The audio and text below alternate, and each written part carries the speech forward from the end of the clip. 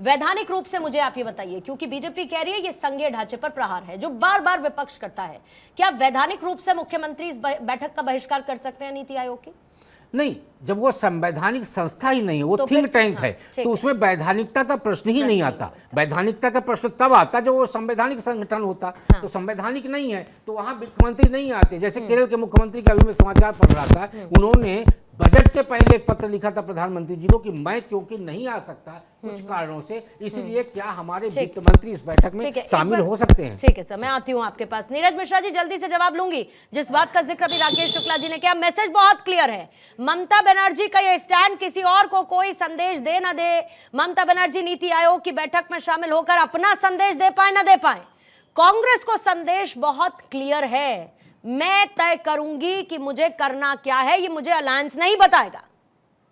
पूर्णिमा जी, राकेश जी ने over simplify कर दिया सिचुएशन को। राकेश जी पता नहीं ये भूल गए या जनता को शायद ज्यादा मासूम समझते हो कि इस देश के अंदर ये जितनी पार्टियां हैं जो किसी ना किसी समय पर बनी, वो मूलतः विरोध कर रही थी हम लोगों का।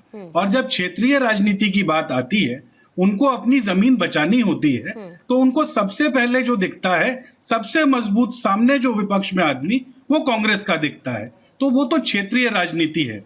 लेकिन सच्चाई तो यही है कि आज जब ममता बनर्जी इस मीटिंग के लिए आ रही हैं, तो उन्होंने ये बात तो स्पष्ट कर दी है कि वो विरोध करने आ रही हैं। और आप समझिए इस मीटिंग का विरोध क्यों है। जब कर्नाटका और तमिलनाडु में आपदा आती है और उनके अपने टैक्सेस के पैसे वापसी मांगे जाते हैं, तो ये सरकार हिलती नहीं। फिर उन लोगों को सुप्रीम कोर्ट जाना पड़ता है, जहां सुप्रीम कोर्ट इस सरकार को हर बार की तरह तमाचा मारकर कहता है कि आप भैया इनके पैसे दे दीजिए।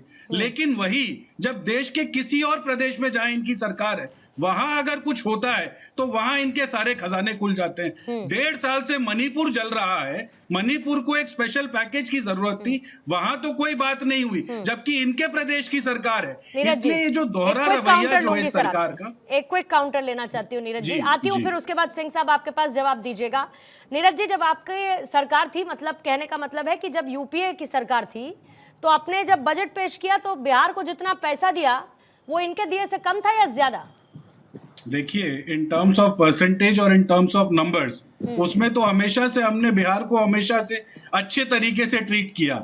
लेकिन हमने ये नहीं किया क्योंकि बिहार की और आंध्रा की वजह से सरकार चल रही है। और उड़ीसा में सुनिए ना पूर्णिमा, एक इम्पोर्टेंट पॉइंट, पूर्णिमा एक इम्पोर्टेंट राज्यों में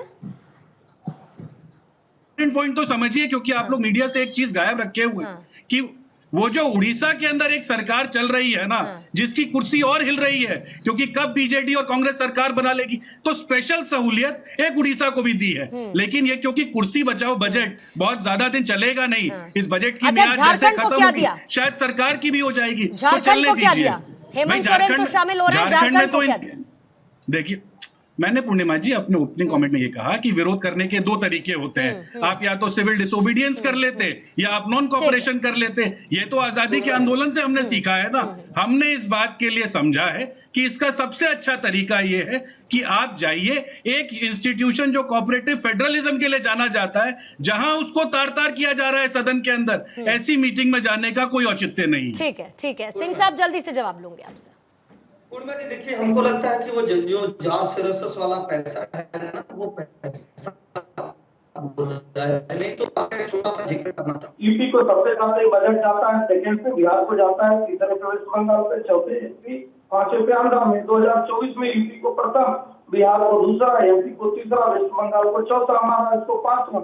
लेकिन विरोध करना है, करिए विरोध इस तरह से नहीं कर रहे हैं भैया। विरोध करना है तो उस विरोध के स्वर को भी सुनना होगा ना। पंजाब के मुख्यमंत्री सुप्रीम जी पूछ रहे हैं, who is Congress, who is Rahul Gandhi. Paschim Bengal में कहा जा रहा है कि जो है हम तो अकेले लड़ेंगे। तो मुझे लगता है कि वो विरोध आप वहां झेलिए, यहाँ विरोध आपका चलेगा नहीं। तीसरी बात मैं कह रहा हूँ, जानती है क्या हुआ है पूर्णिमा जी, लोगों को एक वहम हो गया। अहम और वहम की दवा जो है ना, वो जनता ही करती है। उनको लगता है कि भारतीय जनता पार्टी की सरकार नहीं, हमारी सरकार है। भैया, आपकी सरकारों में भेदभाव के कार्य होते थे। एक बड़े अखबार में एक खबर छापा था 2012 में कि आदरणीय मनमोहन सिंह जी ने कहा था कि मैं गुजरात इस नाते नहीं आ सकता हूं क्योंकि वहां हमारी सरकार नहीं है, वहां पे जाने पे मैडम नाराज हो जाएंगी। तो ये भेदभाव के कार्य कांग्रेस करती थी। आपको बताना चाहूंगा एक एक सिलसिलेवार करके कि अगर बजट में यूपी को 2,23,000 दिया गया है तो बिहार को 1,25,000, मध्य प्रदेश को 97, पश्चिम बंगाल को 93,000 करोड़, महाराष्ट्र को 78,000 करोड़, और जहां तमिलनाडु में इनके सहयोगी की सरकार है वहां तो गुजरात से भी ज्यादा 50,000 करोड़ दिया गया है।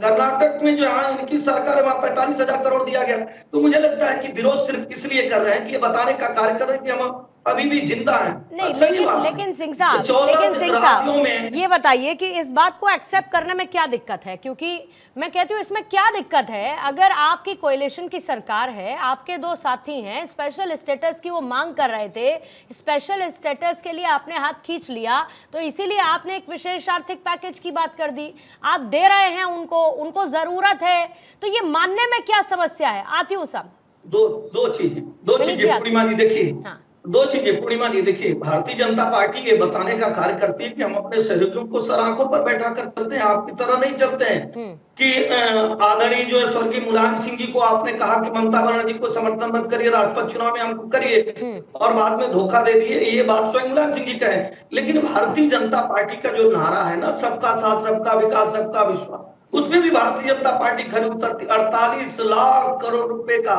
एक समतल बजट, ऐसा बजट जहां सबके विकास की बात हो रही है। भाई कर्नाटक आपका राज्य है, तमिलनाडु, पर ये आपकी बात मान क्यों नहीं रहे हैं? पश्चिम बंगाल सिंह साहब, पर आपकी ये बात मान क्यों नहीं रहे हैं? या आप इनको समझा नहीं पा रहे हैं कि भाई आपके राज्यों को भी दिया है, आंखें खोलिए, देखिए, जरा आंकड़ों पर गौर फरमाइए।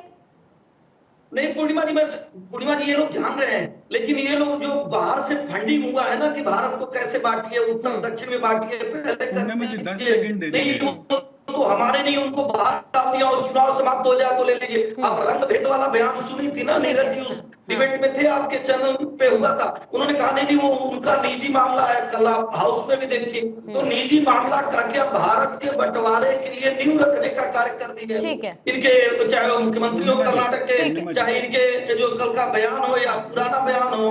तो मुझे लगता है कि ये ठीक है। नीरज जी लेती हूँ आपका जवाब, मुझे जरा 2 सेकंड का समय दीजिएगा, क्योंकि ये बार बार बहुत भ्रम फैला रहे थे, सिर्फ 10 सेकंड मुझे दे दीजिएगा। ये जो बार बार फॉरेन फंडिंग की बात कर रहे हैं ना, इकोनॉमिक सर्वे कह रहा है वो जो चीन आपके घर में घुसकर बैठा है, आपको उससे उधार चाहिए, जैसे उधार की सरकार चला रही है, इस देश का बजट भी आप उधार से चलाएंगे। पूर्णिमा जी, इससे ज्यादा मुझे कुछ नहीं कहना।